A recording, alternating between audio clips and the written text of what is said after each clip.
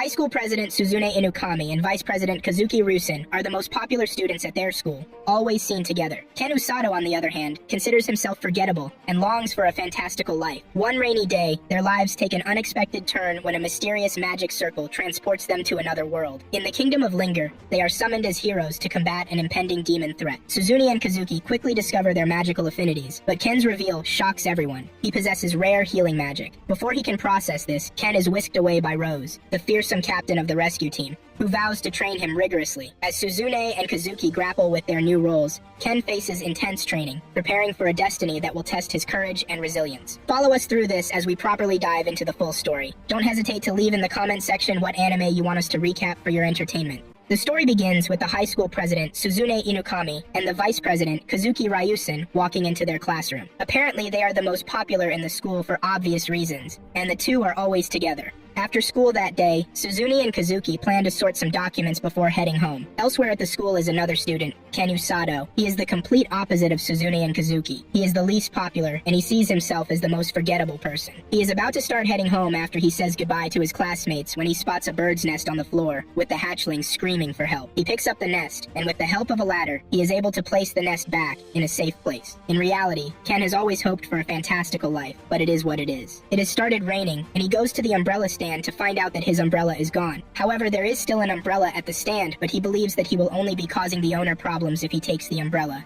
He decides to sit down and wait for the rain to subside till he can go home. While sitting down, he wishes that he had magic to help him get home. Soon afterward, Ken realizes that he has been sitting for hours, and the rain is not even showing signs of stopping. He scoffs out in surprise, and at that same moment, Suzune shows up. Suzune easily figures out that Ken doesn't have an umbrella, and this is the reason he is stuck in the school. Ken is shy to answer Suzune clearly, and he just says he will now be heading home. Suzune stops him and says it would be bad of her to send him just like that. Kazuki also shows up and volunteers to offer Ken his spare umbrella so he can use that to head out in the rain. Ken is surprised to hear this because he never thought of Kazuki as a nice guy. They haven't spoken to each other even with the fact that they are in the same class. Ken humbly accepts the umbrella, and he thanks the two for their help. Suzune then suggests that they all walk home together, and this shocks Ken even more. It feels like he is in a freaking dreamland. He wonders how the entire school will feel when they find out that he walked home with the two most popular guys in school. He is so lost in thought that he has no idea that he is speaking out loudly. Suzune and Kazuki are surprised to hear this, but Ken quickly brushes the matter aside. After this, they start heading home, and Ken uses the opportunity to ask the two if they are dating. The two turn back to ask him why he asked them such a question, and he replies that people are always talking about this, and this is the reason he asked. The two replied that they appreciated the fact that he asked them, rather than talking behind their backs. Suzune then tells Ken that she and Kazuki are not dating. They just tend to spend a lot of time together, because they are both on the student council. They continue their walk home, and Suzune uses the opportunity to ask Ken what his plans after school are. Ken doesn't have a plan yet, and the same goes for Suzune. She even feels like she is not where she is supposed to be. Suzune and Kazuki suddenly stop when they hear a bell sound. The two are surprised that Ken is not hearing the sound like they are. The bell starts getting louder, but the two have no idea where the ringing sound is coming from. Suddenly, a bright yellow magic circle opens beneath their feet. They start wondering what the circle is for, but Ken says the circle is probably a gate to another world. Suzune appears to be delighted when she hears this, and she wonders if there will be heroes and demons in the world where they are going. The force of the circle gets stronger, and they get sucked into the magical portal. Upon waking up, they find themselves in a throne room. There is a king, a priestess, and guards staring down at them. Kazuki and Ken appear bothered by this, unlike Suzune, who is glad that they have found themselves in another world. Kazuki speaks out loudly and demands to know what they have done to them and their purpose of being there. One of the guards wants to shut him up for disrespecting the king, but the king stops him. The king then decides to introduce himself and also talk to the trio in a calm manner. The man's name is Lloyd Vulgast Linger, and he is the king of Linger. He tells them that they have been summoned to the Linger kingdom to serve as heroes. Suzune hears this and is gripped with excitement because this is exactly what she wants. Lloyd tells them that they were attacked by the Demon King and his armies 2 years ago. The nation managed to repel the enemies, but the demon army has been growing even stronger since then. There is no telling when the demons will attack, and this is the reason they have summoned the heroes as a precaution. Kazuki stands up in anger and scolds the king for bringing them into the fantasy world without their consent. They have a family back at home, and he is very sure that their families will be worried about them. He wants the king to send them back, but the king says the summoning only works one way. They can only be summoned, but not returned. What the hell, man? Kazuki hears this and he gets more mad. He tries taking a step closer to the king, but he is stopped by the guards. The king then stands up from his throne, walks toward the trio, and he bows to them. He begs them for the misunderstanding, and he assures them that he will find a way to send them back once they have been able to defeat the Demon King and his army. The priestess and the guards in the room also bow to the trio in solidarity with their king. Upon hearing this,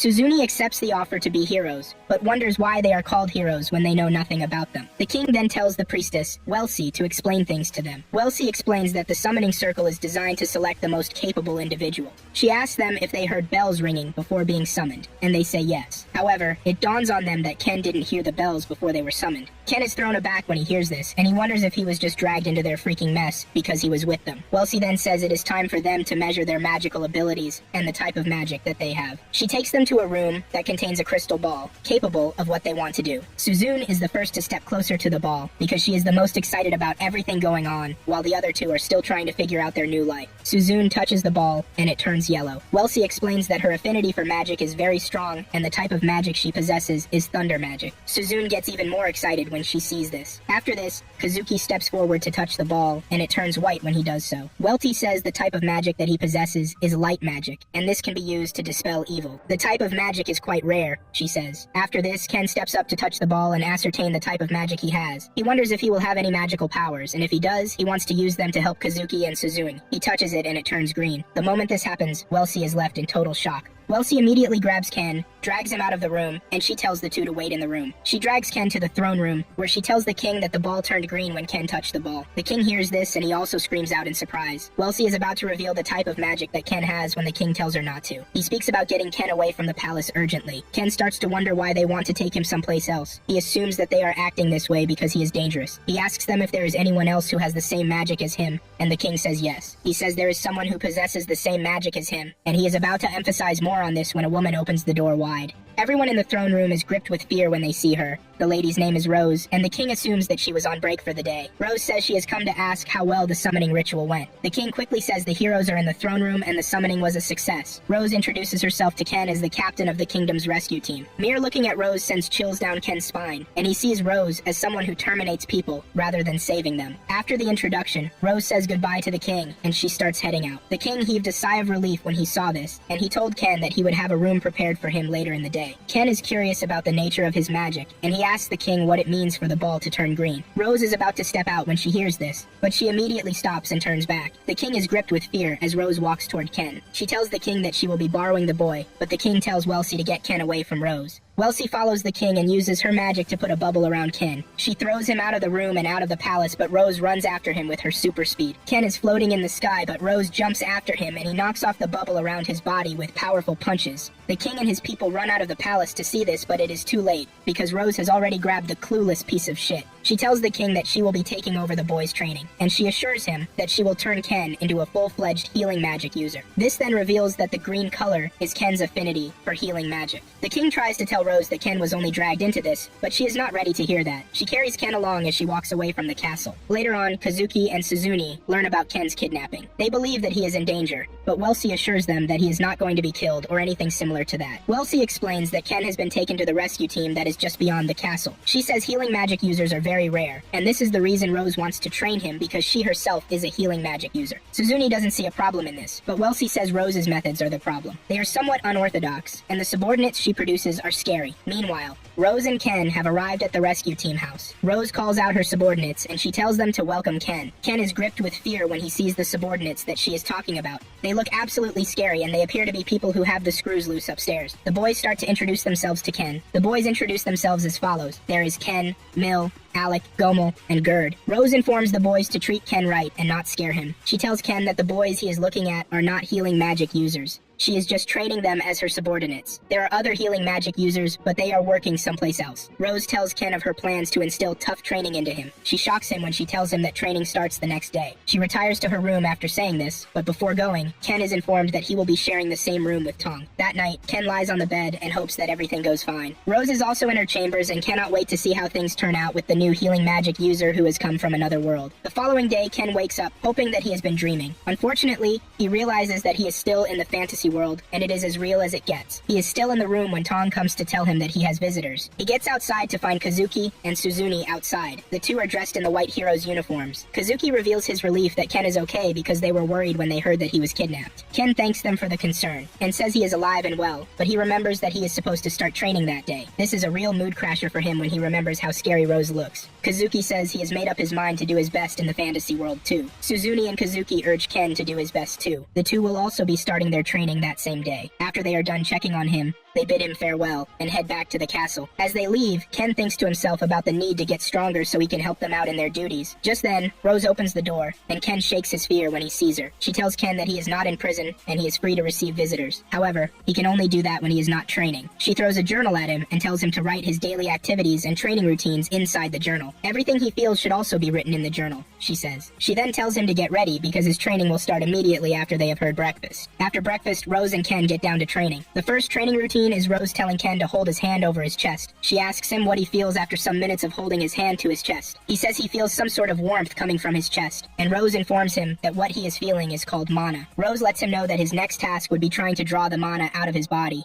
However, he should just focus on sensing the mana for now. She gives him a book to read where he can learn basic information about the world and other things. Ken is surprised by this and says he cannot read the world's language just yet. Rose urges him not to worry about that and should just open the book. He does this, and upon opening, he realizes that he can actually read the book. Rose lets him know that heroes summoned always have translation magic cast on them. She shows him the Linger Nation on the map, and also shows him the demon territory. Ken can see that the demon territory is closer to Linger than the other nations. Rose explains that this closeness is the reason the demons attack Linger before any other nations. They are practically each other's neighbors. Rose tells him to go through the book to learn about the nations, races, and other things. After saying this, she leaves. Ken is relieved that his training is as hard as he thought it would be. The following day, Rose ups Ken's training routine by telling him to start running around the field. Ken follows her order and starts running, but Rose doesn't let him have a breather, even when his legs are numb. The training continues like this on the third day, and when Ken's muscle gets sore, forcing him to fall to the ground, Rose heals him up and tells him to continue running. Ken has no choice but to start running again to avoid getting killed by Rose. Ken plans to insult Rose in his journal. That is the only place he can do that, so he plans to do it to the best of his power. On the fourth day of training, Ken is integrated into the team, and he starts training with them, even though he is nowhere near their level. The rest of the team always runs past him, like he is not moving at all. Rose is always standing there, dissing Ken, but Ken doesn't have the mind to talk back to her. The only thing he can do is to continue dissing her inside his dairy. Ken continues the usual daily training, and on the sixth day, he falls to the ground while he is running. This is the moment he notices a green light shining from his hand. He figures out that the light is the light of healing magic, but he has no plans to use the light just yet. From the seventh day, Rose becomes harsher than she was before. She starts kicking Ken around the training ground, forcing Ken to assume that the lady has seen everything he said about her in his diary. This same treatment continues till the ninth day. Rose kicks Ken and he hits his head on a stone. This is when he subconsciously uses the light of the healing magic to heal himself. It dawns on him that he can actually heal himself at intervals and considers the healing magic a must-have. This new discovery makes him more serious with his training than he was before. By the 10th day, he is able to manifest the healing magic whenever he wants, and he can now run for hours without getting tired. Whenever he wants to feel tired, he just heals himself and continues running again. He continues to train harder because of his desire to help Kazuki and Suzune when they need him. On the 11th day of training,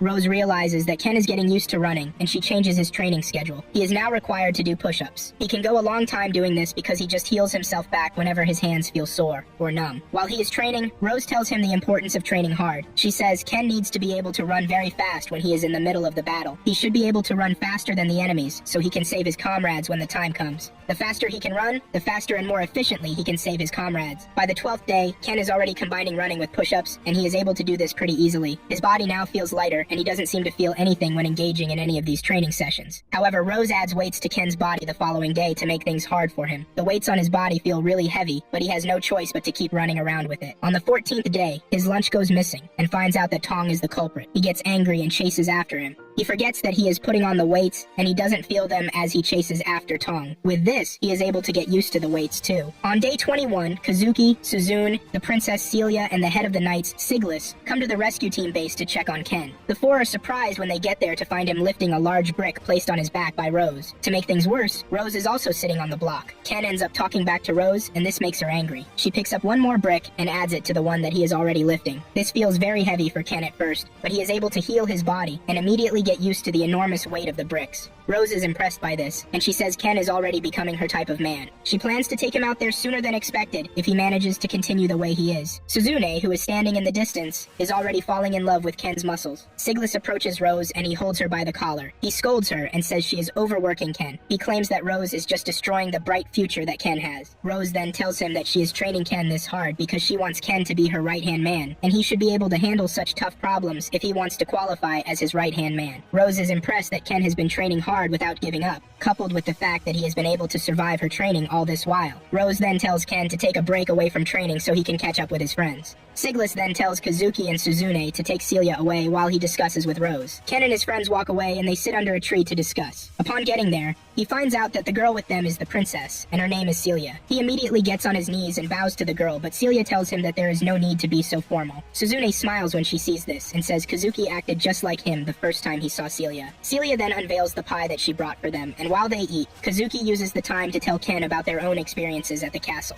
He says Siglis has been teaching them how to use the sword, and Welsi has been in charge of the magic training. The good thing about this is that Siglis and Welsi care about their well-being. They are allowed to rest anytime they feel tired to avoid fatigue. On the other hand, Rose is very brutal, and she doesn't mind stressing Ken. Ken is about to take one more portion of the food when Suzune uses that to take a good peek at Ken's abs. She is already in love with Ken's muscles and abs. She wants to touch them so badly and finds it hard to control herself from doing so. Suzune comes back to her senses when Kazuki talks about something else. Ken then says he has already adapted to life in the fantasy world. He wanted to run away when he first got here, but he is now used to things. The training sessions have also been fun, and he believes that life is not that bad in the fantasy world. Suzune is impressed with him and says he has already found his place in the fantasy world. Ken doesn't see things the way the two see it. He says he is just stubborn enough not to give up. He knows that Kazuki and Suzune will fight as heroes one day, and he wants to be there to support them no matter what. Suzune blushes really hard and says she cannot wait for the day when Ken will show up to save her. Just then, Tong shows up to inform Ken that his lunch is ready. This immediately triggers Ken because the memory of Tong eating his lunch still remains fresh in his head. He stands up, looking all dangerous, and Tong is shocked to see that Ken hasn't forgotten about what happened. Ken charges toward Tong, and Tong also decides to wait for him.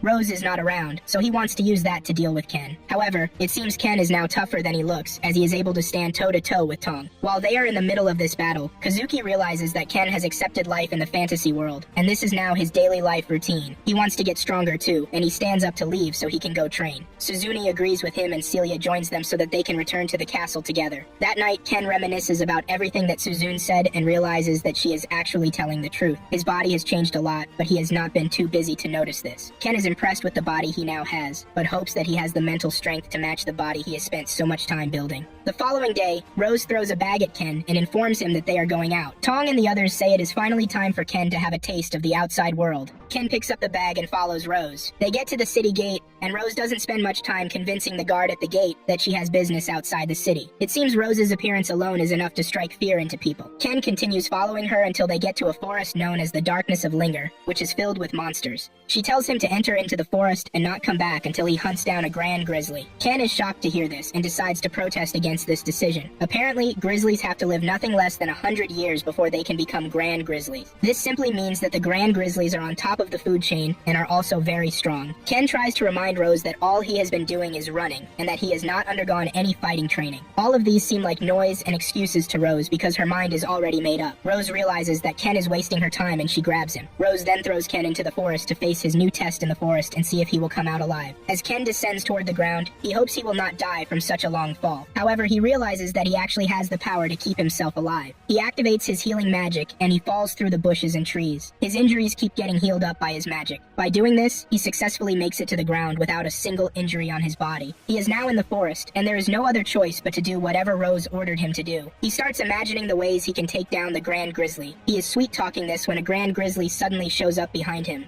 This is unexpected, and Ken takes to his heels before he becomes bear dinner. The bear stays on his heels as he continues running for his life. All the training he has been doing obviously paid off as he is able to put some distance between himself and the bear. He starts thinking of stopping and having a face down with the bear. He is about to implement this thought when two more blue bears appear out of nowhere and join the Grand Grizzly. Without thinking too much about it, Ken knows that he is definitely no match for the trio, and he starts running away again. He sees an opening in front of him and hears sounds coming from there. He recognizes this as water, and he picks up the pace. He breaks through the opening and finds himself facing a waterfall. Without thinking twice, he leaps off the ground and jumps into the water. The bears cannot follow him into the water, and they stay on the edge of the cliff to make sure that there is no sign of Ken before turning back to leave. Ken follows the current of the water and finally emerges when it is safe. He takes off his clothes, dries them, and he takes shelter on the branch of a tree. He checks through the backpack that Rose gave him to find out that the only weapon in the pack is the one and only knife that Rose put in there. There are foodstuffs there, but there is nothing that Ken can start a fire with. He thinks about his mission to defeat the Grand Bear, and it seems somewhat impossible to him. However, he decides to count his survival on the first day as a win. He records the first day by marking a tree with his knife. After he has done this, he goes to sleep. The following day, he wakes up, gets dressed, picks up his knife, and heads out. He knows that the best thing he can do is to learn about his enemy. As he walks away from his base, he marks the tree along the way to keep track of where he is coming from. He soon finds a tree with tree scratches on it, and he immediately assumes that the scratches are made by the bears, which means that they are nearby. He is thinking about this when he hears a rustling in the bush behind him. He immediately arms himself and turns around to check out the danger. Just then, a rabbit pops out of the bush, looking all innocent. The rabbit crawls toward Ken, and Ken asks him if he is hurt, to which the rabbit answers yes. Ken is surprised to find out that the rabbit can actually hear him. He checks out the rabbit, and he finds a cut on the rabbit's leg. Out of the goodness of his heart, Ken heals the rabbit so it can get going. After healing the rabbit, Ken continues what he was doing, only for him to find out that the rabbit is actually following him. He tries telling the rabbit to stay away because he is tracking some scary monsters which can actually be dangerous for him. However, the rabbit refuses and continues to follow him. At some point, it dawns on Ken that the rabbit might know where the Grand Grizzly is located, and he asks him if he does. The rabbit confirms this, and starts to lead Ken in the right direction. The rabbit takes Ken to the Grand Grizzly's den, where he finds out that the two blue bears are actually the Grand Grizzly's family. He monitors the bears for some moment and decides to go for a water break. He sees a lake in which the water looks funny, but he has no choice but to drink it. After this, he continues to monitor the bears. Later on, Ken starts to writhe in severe pain, and he figures out that the water is the cause of the problem. He tries using healing magic, but it isn't working immediately like it does on injuries. The magic isn't working like it should because it is not a wound but a poison. After he finally recovers from the poisoning, the rabbit leads him to a pond where he can get clean and drinkable water. He tastes the water and finds out that it is actually good. Just then, the rabbit feels something and he jumps into the tree out of fear. Ken wonders what is wrong with the rabbit, but decides to join the rabbit in the tree. He knows the rabbit was not even scared like this when he was with the bear. He easily concludes that whatever the rabbit is scared of will actually be dangerous. Seconds later, a giant white snake appears out of the bush, and this is enough to send chills down Ken's spine. Mere looking at the serpent, he knows that the serpent is on top of the food chain inside the forest. He manages to hold himself together till the snake slithers away. It is now 4 days since Ken has been in the forest, and he can't seem to shake the feeling that the snake can be anywhere. He continues to monitor the Grand Grizzly and his family to see how they operate and what they do. He is starting to fall in love with the cute but scary bear family. However, he knows that he has no choice but to terminate them to be able to fulfill the order from Rose. He then makes up his mind that he will go after the bear the next day because he already knows how to go about it. The following day, he is prepared to go, but the rabbit stops him and he decides to listen to the rabbit since it is raining. The next morning, Ken gets ready to leave in an attempt to terminate the Grand Grizzly. He is eager to do this because he believes that he has what it takes to do it. He soon arrives at the bear's den, only to find the corpse of the Grand Grizzly and his mate on the floor. However, there are no traces of their baby anywhere. He starts to wonder what happened to the bear, and the only explanation he has is that the bears were terminated by the giant snake that he came across earlier. The snake didn't eat them, which means he only terminated them for the fun of it. Just then, the baby bear emerges from its hiding place and starts to grieve over the loss of his parents. Ken is heartbroken to see the baby bear in pain, and he decides to avenge his parents for him. He tells the baby bear to wait at the den, and he heads off to search for the giant snake. Back home, Kazuki and Suzune come to check on Ken, only to find out from Tong that he has been away for the past 10 days. They are informed that Ken is being trained by Rose. Rose is the one who decides everything, but even she is not available. Kazuki is seriously worried about Ken because he knows that 10 days is too long to be in the forest all by himself. Suzune calms him down and says Rose is the one who put him up to this and she definitely knows what she is doing. Suzune also has the belief that Ken will return home safely. Soon afterward, Ken is done training, and he has also made a spear from a stick. He then tells Ken to lead him to where the snake is, and it can then run away after doing that. The rabbit agrees to this and starts to head to where the snake is while Ken follows from behind. They soon find the giant snake, but Ken is surprised to see the baby bear fighting the snake. He remembers telling the bear to stay back at the den, but apparently, the bear is boiling with anger over his parents' death. Ken knows that the snake is ultimately dangerous, but he charges toward the snake with the confidence that there is nothing scarier than Rose. He misses his first strike at the snake, and Ken also gets lucky to have missed a deadly strike from the snake. He uses this miss to push his spear into the snake's right eye, but the snake reacts fast and pushes Ken away with its body. Before hitting a tree, Ken activates his healing magic to make sure that he is not wounded. He has successfully damaged the snake, and all he just needs to do now is to keep it up and finish the job. He brings out his knife and decides to attack from the snake's right side, which is blind already. However, the snake tricks him into fully coming at it from the right, and it uses this to launch a surprise attack. The snake grabs Ken by the arm and he screams out in pain. Ken then remembers that he is holding his knife inside of the snake's mouth. He is able to push the knife upward to get the snake to release him. He breaks free from the snake, but he starts to get dizzy from the snake's venom. He has been able to figure out how to get rid of poisoning when he was poisoned by the pond water. All he just has to do is heal himself from the inside out, and this is exactly what he does. He returns to his normal consciousness and he goes after the snake again. This time around, he has the bear supporting him. The bear also attacks the snake, giving Ken the chance to get to the snake's head. He delivers a fatal punch to the snake's head, and before the snake can react, Ken pulls out the spear in its right eye and pushes it into the snake's head. The snake wriggles in pain and finally falls to the ground. Ken lies beside the snake, breathing really heavily. He is happy to have defeated the snake, and the bear shows up beside him. Ken tells the bear that he is currently using all of his mana to neutralize the venom in his body, which means he will not be able to heal the bear in the meantime. Just then, the giant snake rises back up. Ken is paralyzed already, and there is nothing he can do. He wonders how the snake is not dead, but he currently has no means to fight back. Even the bear tries to drag him away, but it is not strong enough. The snake charges toward them with full force, and Ken knows that there is no escape. He starts to think about Suzune, Kazuki, and Rose. Just then, it dawns on him that Rose is the one who caused all of this. He screams out in pain as he calls Rose some ridiculous names. The snake is about to finish him off when Rose appears out of nowhere and lands a devastating blow to the snake's head, thus killing it. Ken is surprised to see Rose, and he also wonders how she came just at the right time. She then reveals that the rabbit told her everything. It turns out that the rabbit is her pet, and its name is Kukuru. Kukuru only acts like he is injured just so he can gain Ken's trust. Rose has been nearby all this while, waiting for the right to step in. She then tells Ken that the giant snake was created by the Demon Lord's army. The snake managed to escape during the first invasion, and this is the reason it has made the forest its home. Rose is surprised that the snake is powerful enough to take down the Grand Grizzly. The Grand Grizzly is so strong that an elite group fails to take it down. Ken is surprised to hear this, and he asks Rose why she will send him to hunt down such a beast. Rose then tells him that his mission was never to defeat the bear. She just wanted to see how strong Ken has become.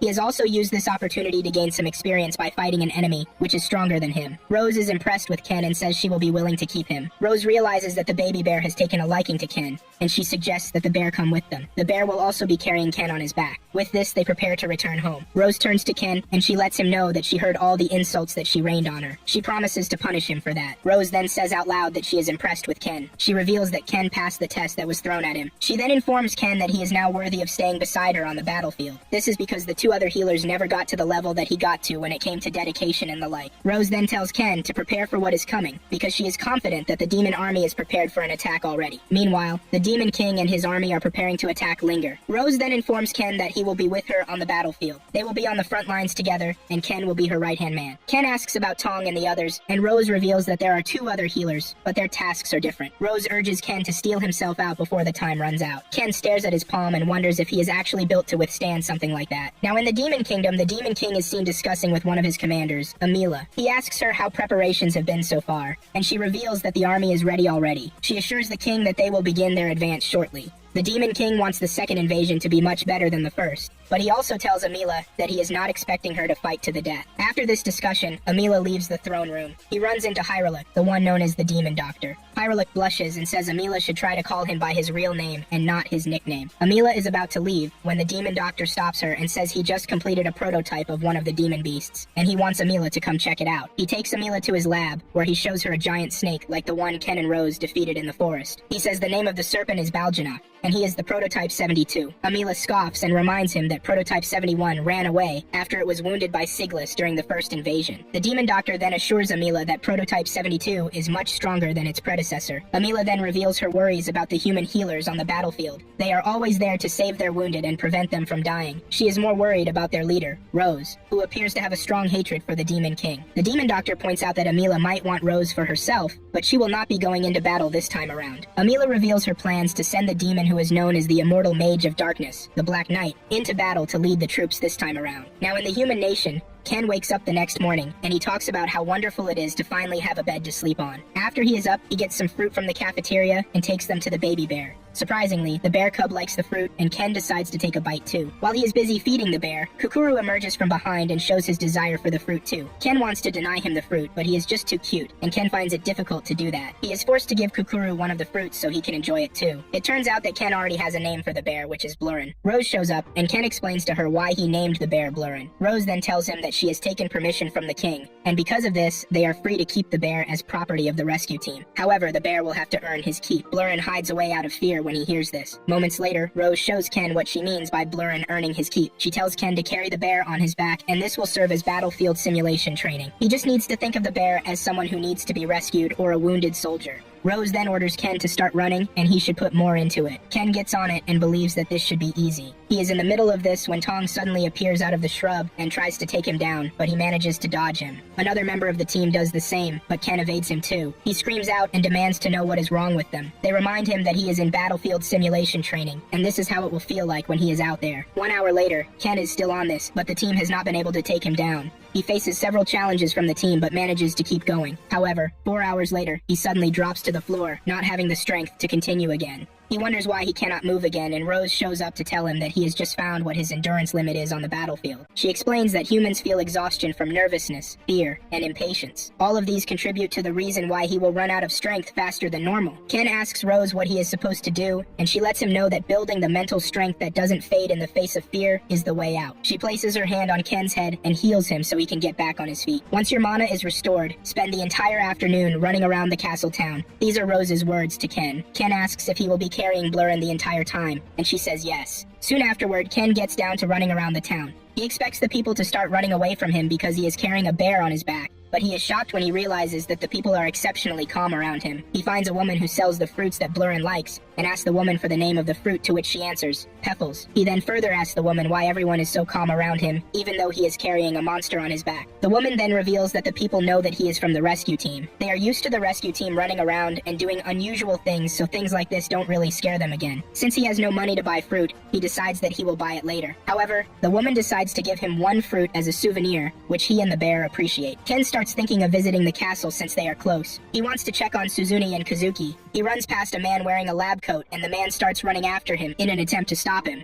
The man soon gets tired and he falls to the ground. This is the moment Ken realizes that he is the one the man is trying to call. He stops to check on the man, and he takes him someplace safe to heal him up. The guy thanks Ken for the save and says he feels much better now. Ken then asks the man why he was trying to get his attention. The man says he only wanted to greet his junior, and this leaves Ken confused. The guy realizes that Rose hasn't told him everything yet, and he introduces himself as Orga Fleur. He says he is one of the 2 other healers. He then talks about how he had no idea that they have new members who are summoned, heroes. Orga is impressed with the fact that Ken can actually keep up with Rose's training methods. He says he and his sister were not able to. His sister is the other healer, and she is 5 years younger than Orga. The two run a clinic in the city where they heal the citizens. Ken then asks him why he collapsed earlier on when he was a healer. He explains that he is not good at healing himself. He is only efficient while healing others. Their own tasks on the battlefield are to stay at the rear and have Tong and his team bring the wounded soldiers to them. He and his sister do not have the strength to run around and heal people like the captain. This is when Ken reveals that Rose has asked him to join her on the front lines. Orga says this is a good thing because some soldiers die on the front lines because there is no one to heal them. Orga mentions the fact that Rose must really trust him, and this is the reason he asked him to be with her on the front lines. After this, Orga stands up and says it is time for him to return to the clinic before his sister starts looking for him. The two say goodbye to each other, and Ken leaves. Just then, Orga's sister Ururu shows up and berates her brother for staying out so long. Orga informs her sister that he just found someone interesting, but she will know about that soon enough. Moments later, Ken arrives at the castle gate and asks the guard if he can come in with the bear on his back, and he says yes. He knows that he is not a threat as long as he is from the rescue team. This comes as a surprise to Ken, and he wonders why people trust Rose so much. Ken makes his way into the castle where he finds Suzune training with the rest of the troops. Suzune is happy to see him, and she immediately takes a break away from training. She sits down to look at the interesting blue creature that came with Ken. Ken then explains how he came to acquire the bear by going through some training in the forest. All while he is explaining this, Suzune is busy staring at the bear because she is totally in love with it. She asks Ken for permission to touch the bear, which he gives her. She tries to touch the bear, but the bear slaps her hand away. Instead of Suzune being angry at this, she gets more excited about it. Ken then says calling out the bear's name should do the drill, but this makes it worse, and the bear just holds Suzune's hand in his mouth. The bear sucks her hand after sucking her hand. He jumps on Ken's hand too. Shortly afterward, Ken notices blisters on Suzune's palm, and she says this is a result of the intense sword training that she has been undergoing. Ken then holds her hand and helps her to heal all the blisters so they can return to normal. Ken reveals that he came to visit Suzune and Kazuki. Suzune informs Ken that Kazuki is probably out of the kingdom by now. He, Siglis, and some of the troops are out there to gain experience fighting monsters. The scene shifts to the forest to show Kazuki, Siglis, and the soldiers in the forest. Siglis is confident that the demon forces will be stronger this time around than the last time that they came. However, he is relieved that they have Suzune and Kazuki to help them out. Kazuki realizes that the people are really depending on them, and he tells Siglis that he is going to try his best. Their conversation is disrupted when some monsters emerge from the forest and ambush them. Kazuki and the rest of his comrades arm themselves in preparation for the wolves that they are about to go against. Back in the castle, Ken hopes that Kazuki is fine, and Suzune says he should be since they have only been gone a couple of days. Suzune then reveals that she will be entering into the forest to gain experience once Kazuki returns from the current trip. After their discussion, Ken gets up to start heading back to the rescue team base. As he exits the castle, he thinks about how hard Suzune and Kazuki are trying. Because of this, Kazuki is also determined to do all in his power to make sure that he can save them when the time comes. He doesn't want to hide in safety while they battle it out with the enemies. That night, Ken lays Blurren to sleep, and he is about to enter the house when he sees Rose standing in front of him. She asks him how the training was, and he explains that he is already getting used to it. He then uses this moment to tell Rose that he has found a way to overcome his fear. He has come to the conclusion that he can't fight and can't kill anyone either. However, he is prepared to save his friends and anyone who needs his help, because he is part of the rescue team. Rose is impressed with what he said, and she also uses the opportunity to encourage him. This is the first time that Ken will truly feel like he is a member of the rescue team. The next morning, Rose wakes Ken up and informs him that the king is requesting his presence. Apparently, it is time for Suzune to go for his experience training, and Ken will be escorting her. On their way to the castle, Ken asks Rose why he is asked or obligated to follow Suzune into the forest. Rose then reveals that he was also asked to come when Kazuki was heading into the forest, but she was the one who denied the request since Ken just came back from his own training back then. She knew he would still be exhausted and didn't want to stress him the more. She then says all he has to do is heal Suzune and her party in case they sustain injuries during their exploit. The mission will last for 3 days and 2 nights, she says. They get to the castle and Suzune is clearly happy to see Ken. She talks about how surprised she was when she found out that Ken would be escorting them. She is more excited now that she realizes that Blurren will be joining them on the mission. Suzune then introduces Ken to the 2 guys who will also be joining them on the mission. There is Aruku, who is a knight, and Korin, who is a mage. Ken takes a good look at Aruku to try and remember where he knows him. Aruku reveals that he normally works as the castle gatekeeper. Before they leave, Rose gives Suzune some piece of advice. She lets her know that Ken's magic is not unlimited, which means he also has his own limit. She wants Suzune to be careful out there, because Ken will only be able to heal her if she is still alive, and not when she does something rash that leads to her death. Suzune appreciates the advice, and Rose scoffs at Ken because he was also expecting advice from her. After this, Rose takes her leave and sends them off too. Later on, Celia finds Kazuki practicing in the field, and she runs over there to try and discourage him. She reminds him that he just got back from training in the forest, and he is supposed to be training, but Kazuki claims that he has already recovered all of his lost strength over the night. Celia leaves, looking disappointed after she realizes that there is no way she is convincing Kazuki to stop training. On the other hand, Ken and the other 3 are on their way to the darkness of Linger. When Ken realizes that this is where they are headed, he remembers that Blurren's family died in the forest, and wonders what the bear will feel about going back to such a place. However, there is no way to get Blurren's opinion, because he is asleep on Ken's back. Suzune wants to use this opportunity to touch Blurren, but Ken smacks her hand away. Blurren finally wakes up, and Ken tells him that it is time that he walk by himself. Suzune wants to please the bear, and she offers to carry him on his back. Ken tries to stop her from doing this, but she is way forward. She soon realizes that she has made a mistake when the bear climbs on top of her, and the bear's weight totally crashes her to the floor. This injures her, and Ken is forced to heal her. Ken has been forced to use some of his magic before they even get to the main event of things. As they proceed further, the mage's staff starts to glow to inform them that something is approaching then. Moments later, the party is ambushed by bandits, who have been hiding out in the bushes. The bandits plan to rob the party of their valuables. Ken and Suzune don't seem any concerned about the guys because they don't see them as a threat. To make things worse, Suzune is even glad that they are faced with bandits. The bandits soon realize that they are in a bit of trouble when they find out that the party is escorted by a blue bear. Suzune shows the bandits who is the boss when she attacks them with her electrifying magic. She is able to control her power to an extent to make sure that the bandits are not dying from her attacks. Ken tells her that she is free to hit them how she likes because he is just going to heal them afterward. Upon hearing this, Suzune continues to stun them with her lightning powers. They are in the middle of this when the mage's staff starts to glow again. Before they know what is happening, ball boars emerge from the bush and swarm them. The knight is shocked to see this and says the boars' territory should be deeper inside the woods, which means their presence in that area is unusual. The boars are acting erratically, and one of them is charging towards Suzune. Ken realizes that Suzune is in danger, and he quickly grabs her. The 2 get hit by the boar and are sent flying into the sky. As they descend towards the ground, Ken keeps his healing magic on as they cut through the bushes and trees. They finally fall into a river, and Suzune appears stunned. Ken recognizes the river, and knows that they will soon flow into a waterfall. He tells Suzune to brace herself in preparation for this. He shields Suzune as they descend into the waterfall. Ken passes out, and Suzune is obliged to drag him out.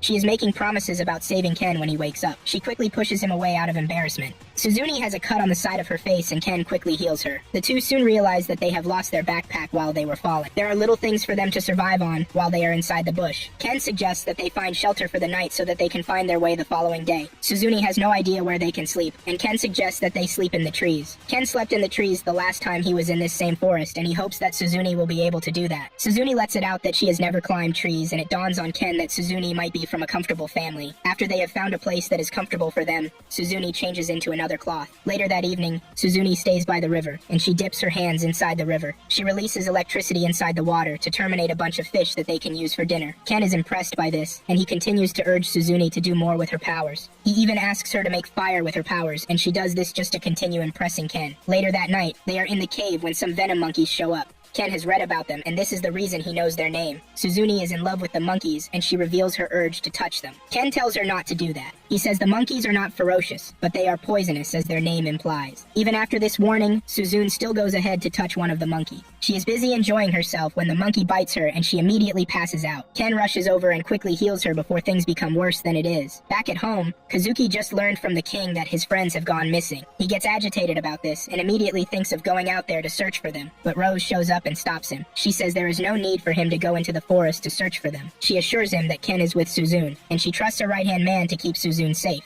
She says Ken is not someone who will die easily, and as long as he is alive, Suzune too will be fine. Back in the woods, Ken suggests that they take turns sleeping, so that they will have someone to keep watch while the other is sleeping. Ken is the first to lie down to try and sleep. Moments later, Suzune speaks out and asks him if he is asleep, to which he replies to her and says no. Suzune then asks him how he feels about being summoned into this world. Ken says it is a difficult question, because he wants to go back, but at the same time, he doesn't want to. However, Suzune says she wants to stay in this world. This is because she prefers this world to where she came from. She has no attachment to her family and friends back in real life. She sees this fantasy world as a place to escape from her shackles. She feels like there is nothing holding her back in this world, unlike the other world. To Suzune, she is free in this world, and this is the freedom she's been looking for. Ken then starts to explain how he felt when he just got into this world. He has always wanted a way to escape his boring life, and this world proves to be the way out. When he arrived, he thought about how he would become stronger, so that he would not be in the way of Suzune and Kazuki. However, he has been able to steel his resolve in a way in which he will be able to help his friends and whoever needs his help. The two agree on this, and they decide that saving the people of this world will be the best thing for them. This is their home for now, and it needs their protection. After this discussion, the two are able to talk more about their relationship. Suzune is able to figure out that Ken has always been interested in her but has never approached her. Ken soon lies down to sleep to avoid more of this talk,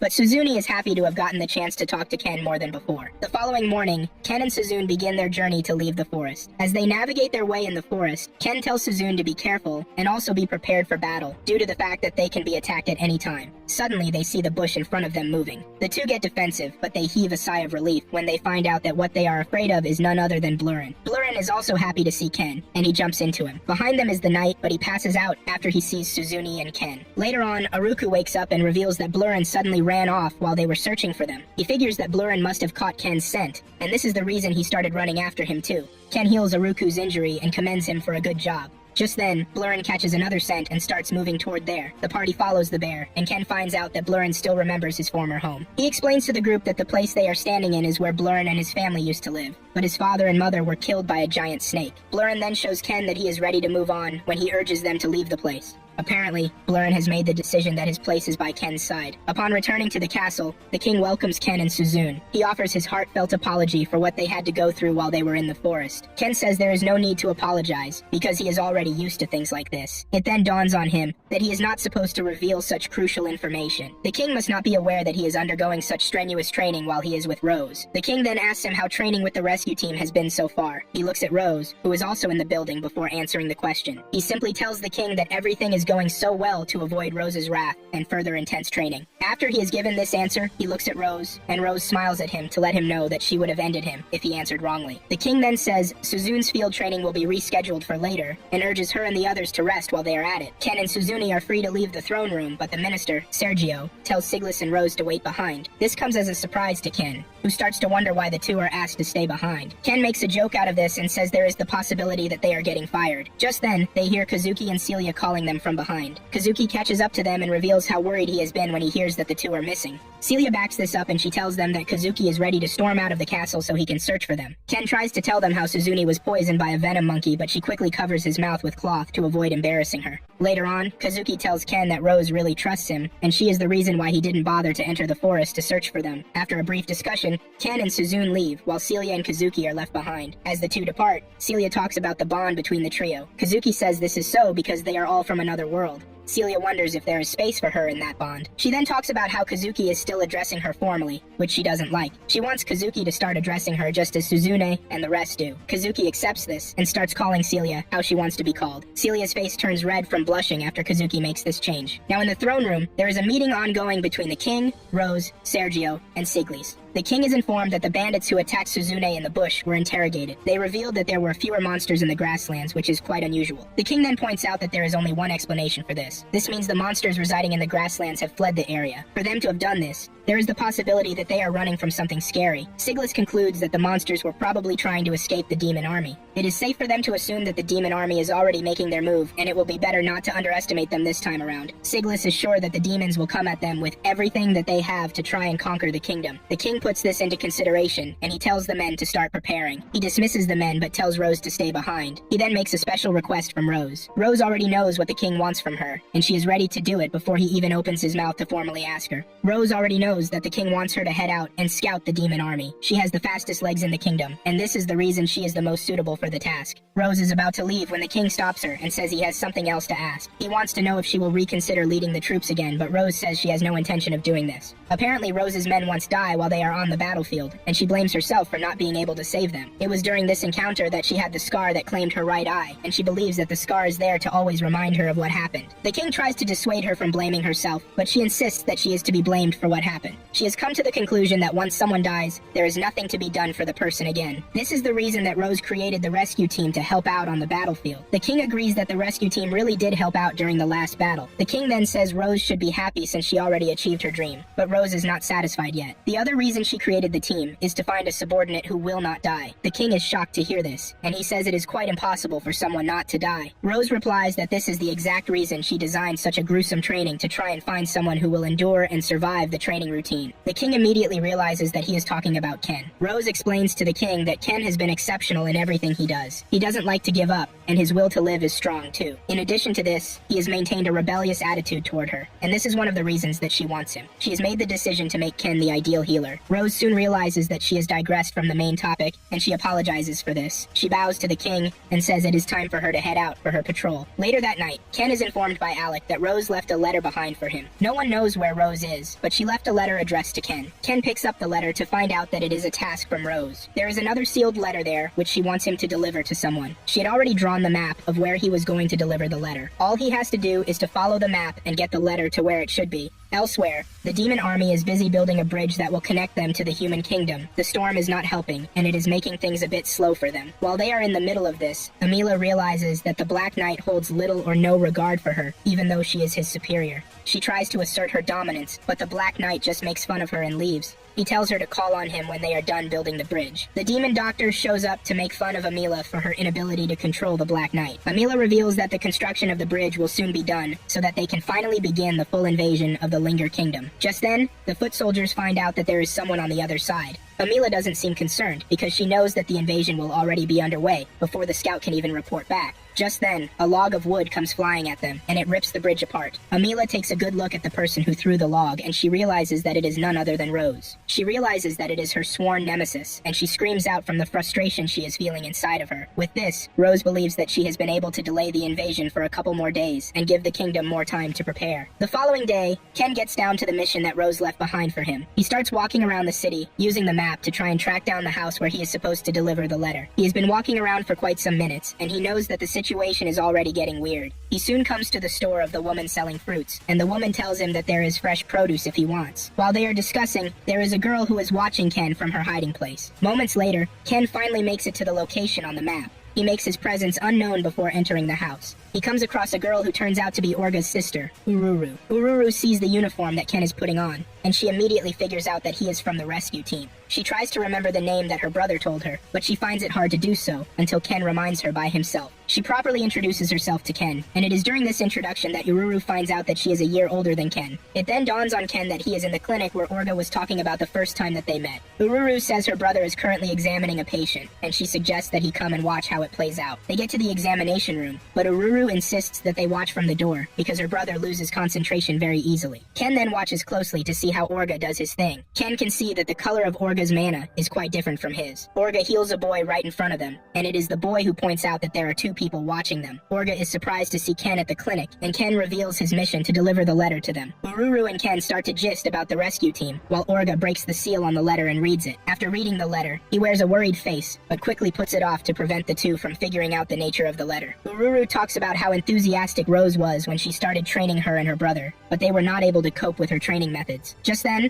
a guy comes rushing in. He tells Orga that his help is needed concerning his friend. He fell from a roof he was working on, and two others also got injured in this process. Orga, Ururu, and Ken immediately rush to the scene. The healers then pick the injured people one by one to try and heal them. This is Ken's first time trying to heal a person who is not on the rescue team or Suzune. He also remembers that this type of injury is what he will be dealing with on the battlefield. He starts feeling nervous, but Orga finds a way to calm him down. He assures him that there is no difference in what he has been doing before. You have the power to heal the person in front of you, Orga says. Upon hearing this, Ken is able to believe in himself, and he gets the healing job done. After they are done, they leave the scene, and Orga tells Ken that he is free to come and visit anytime he wants. He can also come to the clinic to help them out because it is pretty hard for the two of them to handle all alone, Orga says. Ken assures the two that he will come again. He bids them farewell and leaves. After his departure, Orga informs her sister that the letter from Rose is to inform them that a war is looming. They are informed that the demon army will soon be invading, and Rose wants the two to be prepared. Both Ken and Ururu have no combat experiences, which means this will be their first time out on the battleground. Their belief in their ability will be the only thing to help them out on the battlefield, he says. On the other hand, Ken makes a pit stop at the fruit stall to get Blurren's favorite fruit for him. Just then, the girl who has been watching Ken all this while shows up. She approaches Ken and says he is the only one who can change the future that is about to happen. The girl touches his hand, and Ken is able to see a vision where the Black Knight stands on the corpses of the heroes and the human troops. Ken comes back to reality, breathing heavily because of what he just witnessed. The girl tells him that he will be the one to pay the debt for the huge favor and runs away. After the girl's departure, Ken manages to recover from the shock that he is feeling. He starts to look for the girl in an attempt to find out more about what she showed him. He doesn't want to believe that Kazuki and Suzune will both die in the coming wars. He soon finds a guard and asks him if he has seen any girl, but he says no. He tries describing what the girl looks like, but the guard insists that he has not seen anybody with such a description. He is in the middle of this when Rose appears behind him. The guard vanishes immediately. He sets his eyes on Rose. Ken is surprised to see Rose, and he asks her where she has been all this while. She reveals that she has been outside the kingdom, scouting out the enemy. The enemy is trying to build a bridge to cross the river that leads into the kingdom, she says. However, Rose reveals that she has delayed the construction of the bridge, which is enough to give them a couple of days for preparation. Ken makes fun of Rose when he hears this, and he tries to remind her what the term scouting means. Ken gets squeezed in the face because of this, and Rose only lets him go after he screams out in pain. After this, the two leave the city and start heading home. Ken tells Rose about the fox girl he is looking for. It appears that Rose knows who the girl is. She reveals her surprise that the girl is only 12 years old, but she was able to escape danger and elude kidnappers on her way to the kingdom. Ken is surprised to hear this, and asks Rose why the kidnappers will be after her. Rose reveals that beastkins are considered valuable prey, because some are known to have special magic affinities. Ken then asks Rose if the beast people are known to make people see strange illusions. Rose scoffs and says she has heard about some beastkins who are powerful, and they are known as the Oracle of Time because they can see the future. These kinds of people are very rare, which makes them well protected among the beast people. Rose then demands to know why Ken will want to learn about the beastkins, to which he lies and says he is just being curious. Ken starts to wonder if the girl he saw is one of these people. They get to the junction that leads to their house, but Rose proceeds to the castle and tells Ken to head on home because she still has some things to discuss with the king. Rose gets to the palace and tells the king about everything she learned while she was out scouting. The king apologizes for what Rose had to go through to get the information that she has. He then thanks her for successfully delaying the enemy's invasion for a couple of days. Now that they are sure that the enemy is coming to attack them, the king plans to inform the entire nation of this the following day. He tells Sergio to make preparations for this, and he tells Siglis to inform Suzune and Kazuki about this. They should be informed this night, he says. That night, Kazuki and Suzune make their way to the throne room, and they wonder why they are being summoned. The two hope that they are not being summoned for what they are thinking. On their way to the room, they run into Celia. Things get somewhat between her and Kazuki as usual. After some brief awkward situations and staring at each other, Kazuki and Suzune bid the lady farewell and continued to where they were going. Suzune then asks him what is going on between him and Celia, but Kazuki says there is nothing, to which Suzune decides not to press further. Later that night, Ken finds it hard to sleep because of what the girl told him. He starts to wonder what could be wrong and how he can save the heroes. He is in the middle of this when he sees 3 light bubbles that are visible from the window. He stands up to investigate this, and he finds out that the cause of the light bubbles is none other than Kazuki, who is standing outside the house. He is surprised to see Kazuki at such a late hour, but he still steps outside to meet him. The two sit down to talk, and Ken assumes that Kazuki is finding it hard to sleep because he has training the next morning. However, Kazuki says he is not worried about that. Kazuki then tells Ken what exactly worries him. He reveals that the king has informed him and Suzune that the demons will be attacking anytime soon. The heroes are expected to play a vital role in the war that is about to happen. This is the real reason that Kazuki is awake, because he is seriously worried about going to war. He left the palace and kept walking until he found himself at the rescue team base. In short, Kazuki is afraid to go to war. He reveals how terrified he was when he faced monsters, not to talk of actual war, that actually claimed lives. He is even more worried because the people of this world depend on him. They have been nice to him, and they expect great things in return for this. Ken cuts in to talk and says he is more impressed that Kazuki is under pressure. He says it is actually good that Kazuki is putting himself first for once. You don't need to live to the expectations of the people, he says. Kazuki asks Ken what his own decision is, and he says he has made up his mind to fight the demon army. He is very scared about this, but he has made up his mind about this. Kazuki is surprised to hear this, and he points out that Ken can actually die in a war that he was accidentally dragged into. But Ken doesn't seem to mind. Ken talks about all the things he has thought of that have made him decide to go to war. He adds that Kazuki is among those factors, and this gets into Kazuki really deep. Upon hearing this, Kazuki makes up his mind, and says he is now ready to fight alongside Ken. He doesn't know if he can live up to the standard of a hero, but he is sure that he can still fight to protect his friends, and this includes Ken. This comes as a surprise to Ken, who then asks Kazuki why he has decided to fight. Kazuki says Ken is fighting, which makes it just right for him to fight. Kazuki knows he will feel much better once Ken and Suzune are by his side. The two then make a fist bump in agreement to protect the kingdom and its people. The two end up saying farewell to each other with smiles on their faces. After Kazuki's departure, Ken turns back to find Suzune standing behind him. He is totally shocked to see this, and it turns out that Suzune actually heard everything that the two talked about. Suzune wants to talk out of context, but Ken says he is very sure that Suzune followed Kazuki because she was worried about him. Ken then reveals that he still does not want Kazuki to fight in the war, even though he is the one who convinced him to do this. Suzune then asks if Ken doesn't want her to fight too, and he says yes. However, he already considers Suzune's story a different one, because she already has her mind made up that she will be staying in that world. Suzune agrees to this, and decides that it is time for her to leave too. Tomorrow is going to be hectic, she says. The following day, the king stands in front of the entire nation to inform them of the latest developments. He tells them that the demon army will be invading them anytime soon, but the nation has plans to intercept them in the grasslands. He is sure that the demon army will be stronger than the last time, and this is expected. However, the king is also confident that the nation's army has also gotten stronger. To spice things up, 2 heroes have been added to their ranks, which will make things even easier for them. He assures the people that the rescue team is also there to help them out on the battlefield. The rescue team is always there to carry the soldiers to safety and also heal them when they are wounded. He tries to calm the nation by telling them that the odds might not be in their favor, but he is confident that the kingdom of Linger will come out victorious in the war about to come. He is sure about this because he trusts the fearless troops that the nation has to protect them. He informs the troops that they will be heading out, and the king's speech is more than enough to raise the confidence and morale of the troops. Later that day, Celia is in her room when her maid informs her that Kazuki is there to see her. She wastes no time in presenting herself to Kazuki, who is standing by the door. Kazuki then tells her that he will be leaving with the troops the following day. Celia's eyes are filled with water, but she informs Kazuki that she will be praying earnestly for their victory. Kazuki thanks Celia for this and bids her farewell. Celia stands in the hallway as she looks at Kazuki walking away in his new armor and cape. At the rescue team base, Ururu is busy having fun with Blurin and Kukuru. She tries touching the bear, but he keeps slapping her hand off. She soon becomes playful with the bear and rabbit. Ken leaves her to do her thing while he talks with her brother. Orga then says Ururu has always been spirited, but she is currently nervous and only trying to hide it. This is the reason she is busy playing with the bear and rabbit, to hide what she is feeling. This will be her first battle, and she is only trying to distract herself from thinking about the possibilities that come with the battle. Ken and Orga are still in the middle of this conversation when Tong shows up to tell Ken that Rose wants to see him in her room. This is a shock to Ken, as he has never been called to Rose's room before today. He starts to wonder what Rose has in mind to do to him. Without a doubt, his intrusive thoughts start to take over, but Tong gets him back to his senses and says the boss is waiting for him. He gets to Rose's room, and she asks him about what they discussed before about their battle plan. Ken says Rose already told him that he would be on the front lines with her, healing the troops. Rose then tells her that they will not be on the front lines when the war begins. They will be at the rear, where Tong and the others will be bringing the wounded soldiers to them. There is no point staying on the front lines from the start, since there will not be any soldiers who will be wounded. The front lines will be chaotic, which will make them an easy target for the enemies, because they are the first squad that the enemies will want to get rid of. Rose then adds that Ken needs to be careful of whom he heals when he is on the battlefield. Ken assumes that Rose is telling her not to heal the enemy, but Rose corrects him and says he is talking about soldiers with minor injury. He should try to differentiate between soldiers who are minimally injured, but can still fight so that he will not get in their way. In short, Rose wants Ken's decision-making to be top-notch when he is out there. After this, she hands Ken a box and tells him to open it. He does this, and it turns out to be a uniform that is neatly wrapped inside the box. Rose tells him that the uniform is mainly for the rescue team, and it is designed to stand out on the battlefield.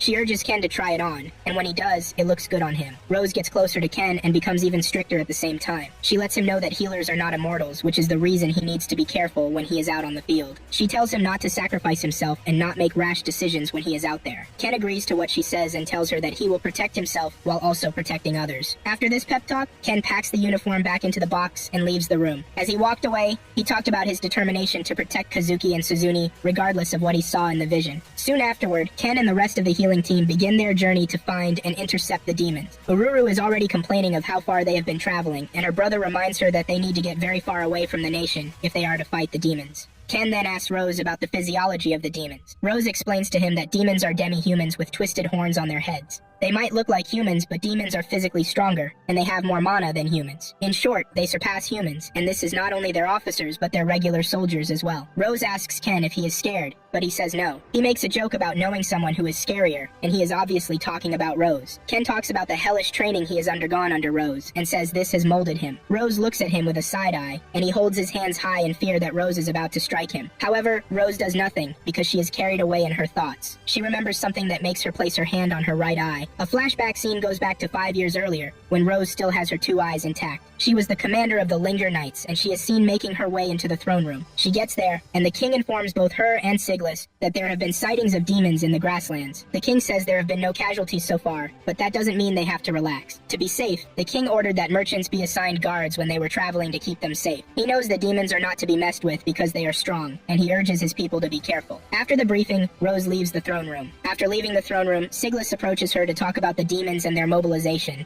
He is worried that the demons have gathered enough strength and they plan to invade. Rose sees this as a possibility, and the two plan to gather their troops in preparation for the attack. After they have discussed this, the two go their separate ways. Rose's deputy commander, Al, shows up. She tries talking to her boss, but she is lost in thought of what they are to do in preparation for the demons. The deputy commander continues calling on her boss, and Rose is forced to knock her on the head just to get to back off. Even with this, she doesn't back off, and she reveals that she is aware of the demons. Because of this, Rose hits her again in the head, scolding her for always eavesdropping on classified meetings. The lady cries out, complaining that her boss is too hard on her. The two leave the castle together and head to their base. Owl talks about defeating the enemies, and Rose berates her for being too confident. She says it is bad to underestimate enemies, and when Owl tries to defend what she said, Rose changes her mind and says she will be overseeing their training that afternoon. Owl screams out in pain because she knows that she has put herself and the rest of the squad in trouble. Owl tries to dissuade her from this by reminding her that she is now the battalion commander, and she will not have the time, but Rose's mind is made up already. They get back home, and the two are welcomed by the knights. The knights notice that there is something wrong with Owl, and when they ask her, she blows off the question. However, Rose shows them why the deputy is acting that way when she mentions the fact that she will be in charge of training. The knights scream out because they already know that Owl has said or done something to push the commander. The knights end up ganging up on her and beating her to a pulp because of what she did. She begs Rose to make them stop, but Rose says it is none of her business. A week later, the king calls Rose to inform her that the demons are now attacking monsters in the human nation. The attacks have become successive, and this forces the king to tell Rose to investigate this, and also use force where necessary. After she receives this order, Rose mobilizes her knights and tells them that they will be moving out in the morning. All tries to motivate the team, but she ends up receiving a beating from them. They blame her for everything they have gone through for the past week. Rose tells Kukuru that he will be staying at home because she doesn't want him to get hurt.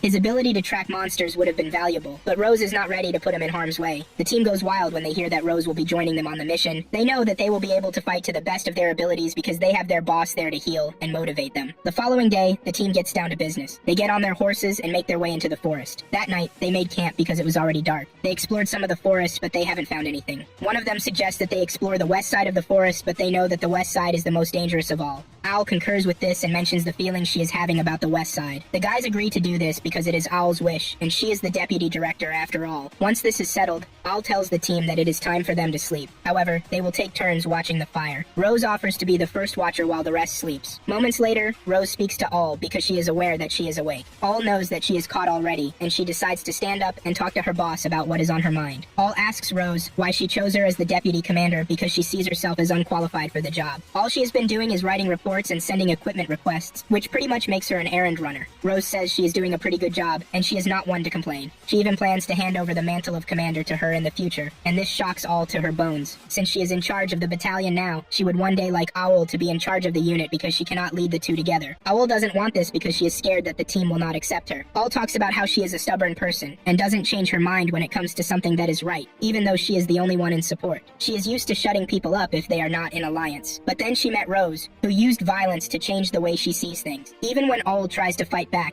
she ends up losing every time. However, she kept fighting back because she didn't want Rose to get one over her. She is amazed because Rose is the first and only person who would continue to stand by her and even challenge her. Other people get fed up and just leave after a while. She mentions the fact that Rose may be annoying, but she is the only one who understands them very well in the unit. This is the reason Owl wants Rose to continue being their commander. Upon hearing this, Rose stands up and knocks All in the head again. All cannot complain because she already knows the kind of person her boss is. Rose scolds All for thinking she will be so dumb to pick someone who is not worthy of succeeding her. Rose lets All know that she didn't pick her at random. She took her time and made the choice with confidence. All is surprised to hear this and wonders what Rose sees in her. Rose then starts to list the qualities that made her choose All as the deputy commander. Rose likes the fact that All never gives up on something when her mind is made up. Rose wants this kind of mentality because it will be a stable foundation for those around her to stand on. As long as All keeps going forward, those around her will follow suit. This comes as a surprise to All, who starts to wonder why her people will follow her. She leaves a wide grin while waiting for Rose to tell her the reason for this. Rose then tells her that things change constantly,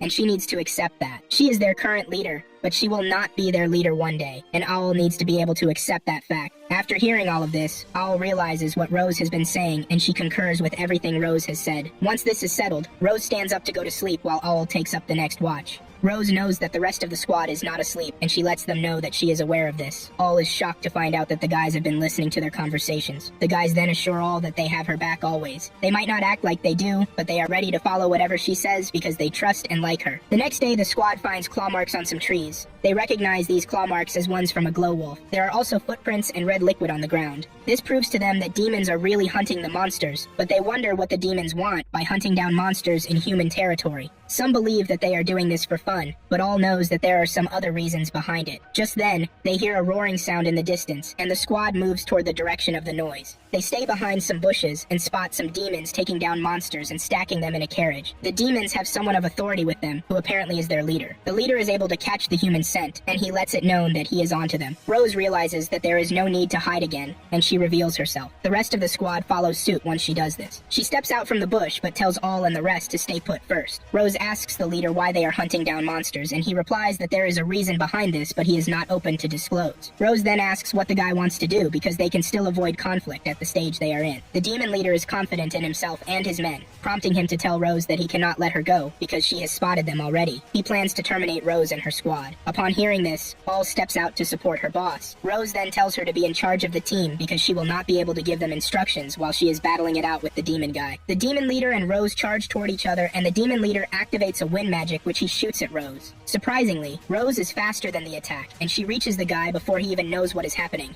He manages to push back from getting hit, and he is about to mention how impressed he is that a human can be strong when Rose comes at him with another attack. Rose hits him and sends him crashing into the forest behind them. Rose wants to go after the guy, and she leaves her unit to deal with the rest of the demons. She runs after the guy, and when she realizes that the guy is about to run away, she picks up roots a tree and throws it in his front to block his path. She reinforces this by throwing more trees at him. She grabs one of the trees and uses this to pin him down. The demon guy breaks free from this and comes at Rose with a powerful wind attack, which he expects to be enough to stop Rose, but she breaks free from the spiraling attack thanks to her healing abilities. The guy then realizes that Rose is a healer, and her immense physical strength makes her an effective melee fighter. The guy decides to get serious, but to do that, he introduces himself. First, his name is Nero Argents, and he also asks for his opponent's name. to which Rose obliges and answers. A red portal opens in the ground and Nero's staff emerges from there. He threatens to terminate Rose, but Rose assures the guy that she will beat him to a pulp before he ever gets the chance to terminate her. Having said this, the two charges toward each other with all ferocity. The battle between the two groups continues. Rose's unit is ready to show the demons that they are not easy to beat. Rose notices that Nero's demon sword is cursed, which is the reason she cannot let the ugly possessed sword touch or cut her. She dodges the guy's attack and launches a counterattack that sends the guy to the floor. Rose taunts the demon by telling him to stand up because she is pretty sure that he still has the strength to fight. Nero admits that Rose and her unit are quite skilled. However, he is not ready to be defeated because they are working towards the emergence of the demon lord. With this, Nero emits a powerful control spell from his body. This is to show Rose that he and his squad are ready to become sacrificial sheep if it takes their lord to be reborn. Rose's unit notices something strange about the demons. The demons start acting as if their lives mean nothing, and Rose suspects that Nero has done something to the squad. She goes after the guy, aiming to end him before anything he does becomes fruitful. One of the demons holding on to Naruka plunges her head to death while also dying with her. Nero has basically conditioned his squad to die alongside the humans if that is what it takes. This effect continues, and Rose starts to lose her unit one by one. Rose loses her temperament, and she dashes toward Nero like a rabid dog. This only gives Nero the absolute chance to calculate her movements, and he delivers a cut to her right eyes. Rose tries healing the wound, but she can't because the sword is cursed. Even with half of her vision, Rose still remains standing, trying to take down Nero with whatever it is that she has left. Nero is about to finish the job when All jumps in between the attack and gets deeply cut instead of Rose. Rose falls to the ground, realizing that she has lost her entire unit. This is a unit that has always believed in her. Nero considers this the right time to talk shit about Rose and her unit, but this only makes the lady mad. Rose holds on to the guy's sword like it is nothing. She delivers a punch to his tummy to get him on his knees. She is intent on teaching him a big lesson. She punches Nero repeatedly, and even when Nero tries fighting back, he couldn't. Rose is in termination mode, and Nero has no chance against the lady. She throws him around like he is a piece of useless tissue. She throws him to a tree and impales him with his own sword. She is starting to slow down, but she wants to finish the job. She is getting closer to Nero when a young Amila emerges from the woods. She aims to save Nero, leaving Rose shocked that there is someone who is still willing to save Nero even though he is a pain in the Amila pulls out the sword and plot armor covers the girl as Rose watches her drag away the guy, who is freaking responsible for the annihilation of her squad. Once the two are gone, Rose falls to her knees, but she hears All's groans, and she crawls over to where the girl is. She tries healing her, but the cut is too deep, and in addition to that, she was cut with the cursed sword. Before giving up the ghost, All tells Rose to remain the commander that they know her as. All dies, and Rose gives off a loud and painful scream as she looks around to see the bodies of her comrades. Upon getting back to the castle, Rose gives the king her report, and after she is done, she tells the king to remove her as the commander of the battalion. As if this is not enough already, she wants the king to remove her knighthood because she no longer considers herself a knight. While walking through the street, Rose runs into a man and a woman. They are Josh's parents, and they thank the lady for allowing Josh to serve in her unit. They know the impact she had on Josh because he was an annoying and freaking delinquent before she joined Rose's squad. They are not blaming her for Josh's death, but for the opportunity she gave to their son. 1 month later, Siglas comes to check on Rose because she has not left her base since the incident. Siglas is there to encourage and get her out of her gloomy state. He notices that her right eye is already healing, which means the curse was temporary. He wonders why Rose has not healed her eye since the curse has been lifted. After Siglas's departure, Rose claims she is leaving the injured eye the way it is so that it can remind her of what happened to her unit. This might be the reason, and she might also like the idea of wearing an eye patch. Who knows? Rose then finally comes to the conclusion that she is not going to waste the second chance that Owl gave her. Rose sits in her living room, thinking about her life, when the images of her dead unit appear to her. Owl and the others make fun of her for being down and tell her to cheer up. She is known as the joyful one, and they don't want that to change. They tell her to move forward because things don't stay the same, and she needs to accept this new reality. She remembers what Owl told her about remaining herself, and coupled with the beautiful memories she shared with the team, Rose is finally able to hold herself together. This was when she made the decision to create a unit that would be saving lives in preparation for the battles to come. In addition to this, she needs someone who is like her. Now in the present day, she tells Ken that she is happy to have found him. Ken wants to smile about this, but Rose hits him in the tummy because she just hates seeing the guy laugh or smile. Rose tells Ken that she is counting on him to be there with her on the battlefield because she is pretty sure he is not going to die. Ken grins because of the compliment, but as usual, Rose hits him hard. The poor have suffered a lot at the hands of this cruel beach. Meanwhile, the demons have finally finished the bridge they are constructing, and the knight in armor cannot wait to get into battle against the humans.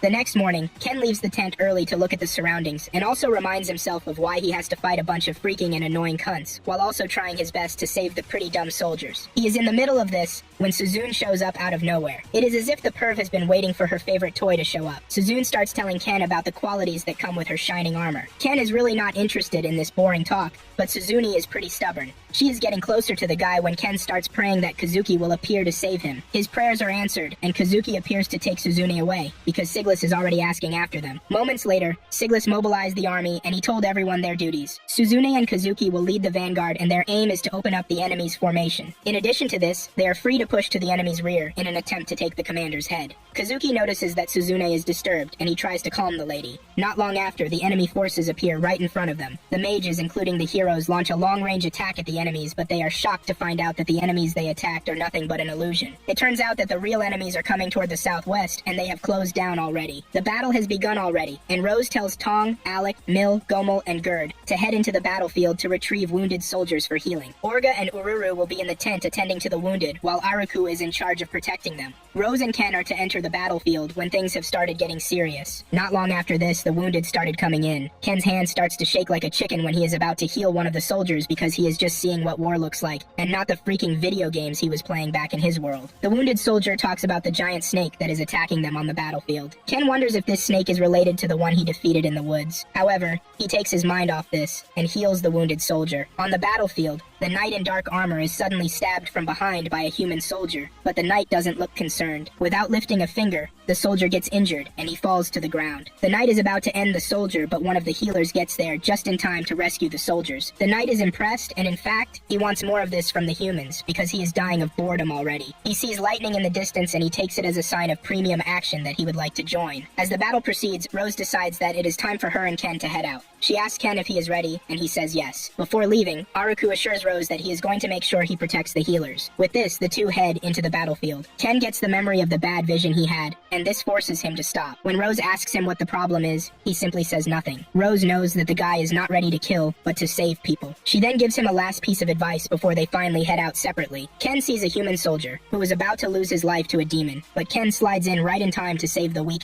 fool. He saves a bunch of soldiers and tells them to retreat to the camp if they are not able to continue with the fight. Elsewhere, Suzune is putting up her best, but it seems she is feeling the pressure from the battle. Kazuki seems to notice this, but she quickly puts on a smiling face to deceive the guy that she is perfectly okay. Things are about to get even more interesting with the arrival of the knight in dark armor. A bunch of foolish dimwits, who are human soldiers, charge toward the knight and push their weapons into the knight, but there is no resistance from the knight. They soon find out why he is not moving when they start wriggling in pain. Without much thought, Suzune seems to have figured out the knight's magic power. Kazuki hits the knight in the shoulder with a long-range strike. However, the strike comes back to Kazuki, which finally confirms that the knight is using a magic called Reflect. This is a magic that allows all the damage done to the armor reflected back upon whoever inflicted it. The knight is impressed that Suzune figured out his skill, commending her for being the first person to have easily figured it out. Ken is carrying out his duties when he starts feeling a stubborn migraine that refuses to leave. He tries to heal himself, but this is not working. He starts wondering if something bad has happened to Suzune and Kazuki. He is in so much pain, leaving him vulnerable to a demon soldier, but one of the human soldiers he saved moments ago is there to rescue his open.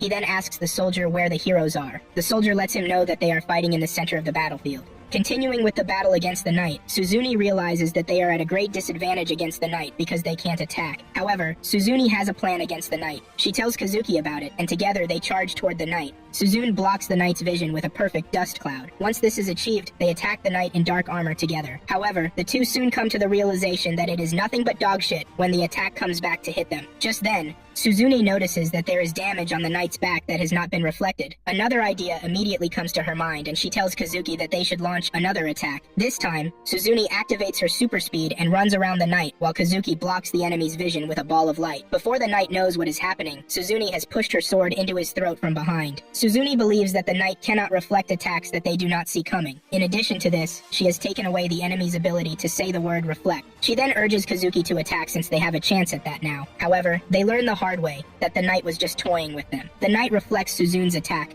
causing the wound to open up on her neck. Kazuki also gets impaled by the knight while jumping towards the knight. The knight makes fun of them, telling Suzune that they intentionally left the wound on their back without reflecting it to mislead them. In addition to this, he doesn't need his voice to reflect an attack. All he needs is the will and thought to do so, and it is considered done. The knight proudly boasts that there is nothing or no one in this world who can stop them. Kazuki is already lying down half dead on the floor, while Suzune is gradually joining him. Ken is on his way to them, but there is the possibility that it is going to be too late before he gets to where his friends are. As Suzune and Kazuki slowly lose their life force, Suzune remembers the first day she approached Ken in school. She considers herself lucky to have met Ken that very day. She was happy to have been summoned to this world, and also the fact that Ken, who is supposed to be the useless fellow among them, is the one who knows what he is supposed to do. The human soldiers are thrown into total disdain as they see the heroes lying there on the verge of death. The demons are celebrating because the Black Knight seems to be unstoppable. The Black Knight then raises their sword to finish what they started. However, Ken is rushing toward them with blinding speed. With the affirmation that his friends are not going to die, he delivers a devastating blow to the knight's body, and this sends them flying while groaning in pain. Ken is happy to have gotten to his friends before they died. He starts healing them immediately, but the knight has to stand back up. A piece of the armor on their face comes off to show that the knight is a woman. The knight admits that the attack hurt, and because of this, she is going to hurt Ken so badly. Ken has no time to fight the black cunt, and he carries his friends with the aim of running away. The demons try to stop him, but the human soldiers are there to cover his exit. Suzune has opened her eyes, and she thanked Ken for saving them. The Black Knight continues chasing Ken, and even throws her sword at some point. This almost hits the trio, but Ken manages to evade the attack. Ken comes to a stop, and Suzune lets him know that they have not been able to deal damage to the Black Knight. The knight catches up to them with the promise of hurting Ken, just like he hurt her. Ken has no plan of fighting the knight, but she is starting to get on his nerves. He decides to engage in a battle with the knight while Suzune watches over Kazuki. As he charges toward the knight, he realizes that the knight's armor can also morph, which makes the armor even more deadly. The knight tries to hit Ken with her attacks, but they have no effect on him, leaving the Black Knight in total surprise. Ken notices that the knight is not expecting what he is bringing to the table, and he increases the intensity of his punches. The knight gets frustrated, telling Ken to die, but Ken reminds the proud beach that people do not just die because she said so. Kazuki finally regains consciousness, and Suzune tells him that Ken was the one who healed them. In fact, he is currently battling it out with the scary Black Knight. All of the knight's reflection attacks are not working on Ken because he is constantly in a healing state. Suzune wonders if the knight's weakness can possibly be healing magic. They come to the realization that Ken is not injuring the knight with his attacks, but he is making each attack really painful for her. Suzune cannot but admit the fact that this is the fucking wrong way to use healing magic. The Black Knight becomes mad that Ken has been toying with her, and she activates everything that she has in her. Her aura becomes more terrifying, and her sword becomes even bigger than before. This is supposed to scare Ken, but bro doesn't even care about all the intimidation show that the knight is putting on. He doesn't care what kind of magic the knight possesses because all he knows is that he needs to end everything. Ken and the knight charge toward each other and they come in contact, leaving a big wave in their wake. Ken holds out to his limit and he overcomes the knight with his healing magic. He breaks through the knight's sword, allowing him to deliver a finishing blow that goes right through the knight. This can be seen in the distance and Rose looks impressed by what she is looking at. Once everything clears out, the Dark Knight has lost her armor, leaving her completely vulnerable. The knight turns out to be a female demon with white hair, and she has been completely knocked out by Ken's attack. Ken calls his finishing punch the ultimate healing punch. Once the demons realize that their best fighter has been defeated and captured, they start running back into their holes like rats. Suzune thanks Ken for saving them because they surely would have died if not for his intervention. Suzune asks him what type of attack that he used, and he explains to her that Rose taught him at the last minute. This was the piece of advice she gave him before they separated. All Ken has to do is imbue his fist with healing magic, so he is healing his enemy while also causing them serious pain. This won't kill the enemy, but will surely knock them out. Suzune and Ken are enjoying their success when the soldiers show up to tell them that the snake is still wreaking havoc. The heroes plan to finish this, and Ken wants to join them, but Rose shows up to stop him. Ken almost shits his pants with the arrival of his master. He even starts to apologize that he has taken care of everything before his master showed up. Rose then tells Ken that they need to head back to camp and he should leave the heroes to take care of the snake. Ken tells his friends that they better come back alive, and Suzune assures him that they are not going to waste the lives he gave them. In the demons' camp, Amila and the others have learned that the Black Knight has been captured, leaving them in total panic mode. Amila gets scared even more when she hears that there is another person who is agile just like Rose. She immediately realizes that the battle is a lost cause, because they have not even gone against Siglis, and they are already losing so badly. She tells Hierolych to call the snake back because it is time to retreat. Hierolych is about to do this when he realizes that the snake has been ambushed by the heroes. Working together, Suzune Suzune and Kazuki take down the belly-crawling beast. Now in the infirmary, Rose tells Ken that the enemy is retreating and he wants to know if they are going to give a chase, but she says no. She is trying to avoid further casualties because the demons are bound to attack again in the near future. Just then, Rose starts to compliment the guy, letting him know that the battle probably would have been lost if he hadn't saved the heroes. Hearing the praise come his way, tears roll down Ken's eyes because he finally realizes that his hard work was not in vain. Rose pats him on the head, and Ken thanks the lady for teaching him the right way to save people. Rose smiles as she proudly looks at Ken. Ken feels dizzy and passes out, but Rose catches him, realizing that the guy is out of mana and stamina already. She is glad that he is able to hold out for this long, and Rose cannot be prouder of his student. After the battle, Ken is summoned to the castle where he is rewarded by the king for his brave efforts to win them the battle. Ken has never been in front of this much people. This makes him nervous, but a smack from his master returns him to his senses. He sits down to tell his ugly pet Blurren the story of how everything went. He is in the middle of this when Gomel shows up to tell him that his presence is needed in the castle again. While walking to the street, Ken is treated like a celebrity by the people, making things pretty awkward for him. Getting to the castle, Aruku thanks him for his efforts in the war. He gets to the throne room, and the king tells him that they need his help concerning the Black Knight who he captured. She has been cooperating during interrogations, which shows that she is not loyal to the demon realm. However, they want to know certain things about the demon army, which she is not saying yet. She has insisted that seeing Ken will be the only thing to make her cooperate. Ken agrees to this, and while heading to the basement, he is escorted by Suzune, who claims she is there to protect Ken. Ken needs to remind her that the Black Knight literally whooped in battle. The Black Knight uses dark magic, but Ken's healing magic negates her powers. Ken then remembers that he dealt so much damage to the Knight's body, and she should have received medical treatments. Ken rushes over to the cell to check in the Black Knight, who is now covered in her armor. Ken asks her if she is fine, but she answers that she is used to pain. Nonetheless, Ken knows she must be dying inside, and he tells Siglis to let him in. Siglis allows, and Ken starts healing the lady. He does this till he gets to her face, soothing the lady's face, and forcing her to totally remove her armor. Tears run down her eyes, as she tells Ken that she has never felt this way before. Later on, Ken realizes that he is about to go through another session of hell when his master tells him that he needs to train and learn how to dodge blows. He is used to receiving hits and healing himself, but his master wants him to evade blows instead of allowing them to land. Rose gets ready to punch the guy, but he starts running backwards. She even tells the guy that she is going to start light, but Ken wonders what sort of monster gets joy in hitting her subordinates. The training begins, and Rose manages to land a punch on the guy, totally knocking him out. Ken wakes up to the same treatment all over again. This continues for 3 days, making his life a living hell. Ken decides to visit the Black Knight in her cell since he is on a free day. He gists the Black Knight about everything that happened, making the Black Knight wonder why he is doing this. She realizes that she is getting vulnerable around the guy, and she asks him to leave. As he is about to leave the castle, he runs into Kazuki, who is training in front of Celia. He cannot believe that this is what training looks like because his master has almost ended his life, claiming that she is training him. Kazuki notices the presence of the guy, and he puts his training to a halt so that they can talk. Celia tells Ken that the king now trusts Ken more than before. He knows that the battle would have been lost if not for his brave intervention. Ken wants to act modest, telling the princess that he didn't do anything, but Kazuki cuts in. He is about to mention the fact that he almost died when he remembers that he is beside Celia, forcing him to quickly shut his mouth. However, Celia already gets the wind of this, and after Ken leaves, Kazuki finds himself in a pot of hot interrogation. Ken, on the other hand, wonders what will happen to the Black Knight now. She has given up all the info that they want from her, and there is the possibility that she might be executed. The Black Knight is in her cell when Rose shows up, leaving her utterly surprised. Rose tells the lady that she is there to give her 2 options, and the Black Knight is already peeing her pants. She knows Rose is far stronger than Ken, which makes her a very scary threat. Rose tells her that she has the option to rot in jail, or to join her so she can turn her into an upright demon. Not that she has a choice, because Rose has already made up her mind. Rose puts a magic tool around the Knight's neck to restrict her dark magic and prevent her from putting on her armor. The Knight starts wondering what Rose wants with her, but she is about to find out only if she is patient. Ken and Blurren are having a jog when he suddenly gets sidekicked by his menacing master. She reminds him that he is supposed to be taking the time off, and Ken wonders if this is enough reason for her to kick him. Beach, just admit you are a monster and you like kicking and punching.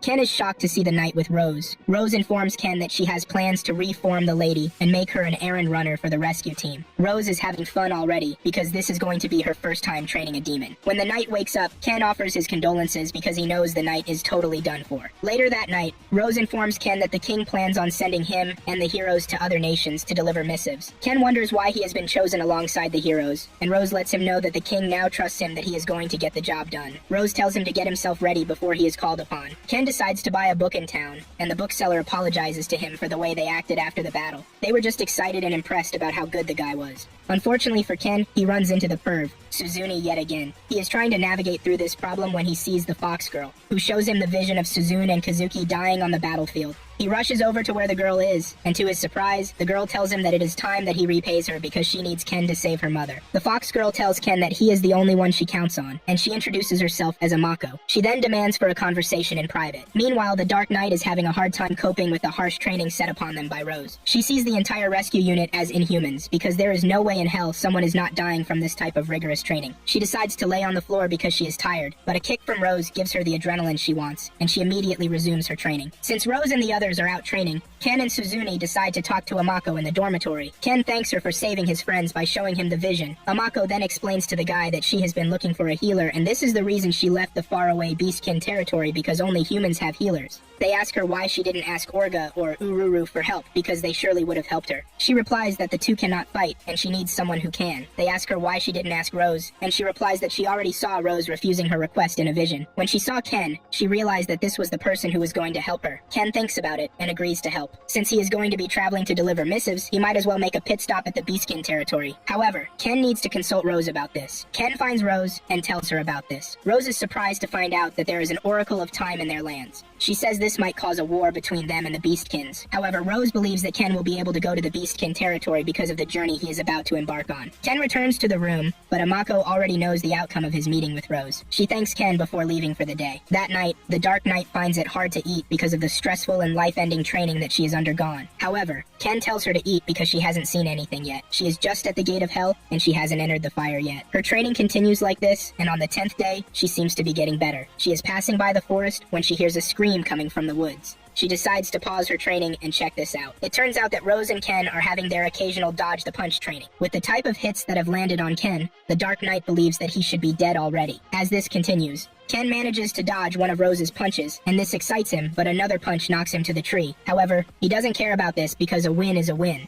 He has finally been able to dodge one of Rose's punches after days. The Dark Knight assumes that Ken is no longer human because he should be dead. Rose then tells the Dark Knight to continue her training under Ken. Ken and the Knight sit down to talk, and Ken tells the Knight that his master is a freaking monster. All the Knight can say in return is that Ken is becoming one himself. Ken then decides to finally ask the Knight for her name. She replies that her name is Felm. Just after he learns of her name, Ken runs away with Blurrin, leaving Felm heartbroken. She expects him to have a long talk with her, but he just zooms off with his pet. She chases after him, trying to keep, but this only ends with her passing out. While having dinner, the rescue team believes the guy has done something fishy to the girl, but he tells them that he is innocent of whatever dumb thing that they are thinking about. Ken talks trash about Rose, which almost cost him his head. Later that night, Felm overhears Ken and Rose talking about his journey to deliver missives. The next morning, Felm packs her bags and leaves the dormitory. On the other hand, Ken and Amako head to the throne room where the king thanks Amako for her help. The king tells Ken that Welsi will tell him the rest of the info that he needs to know. He will be visiting the City of Magic, Lukvist, the Nation of Prayer, Samariarl, the Nation of Water, Mialark, and finally he is going to stop at the Beastkin territory. Kazuki and Suzune will accompany him to Lukvist, but they are going to part ways from there. Ken will be left with his attending knights, but having too many knights will make the other nations suspicious. He is going to take 2 knights with him, and he is free to choose whoever he wants. Once he is given this option, he chooses Aruku as one of the knights to follow him. This is a big honor for Aruku, and he accepts the task. For the second knight that will be following him, Ken chooses his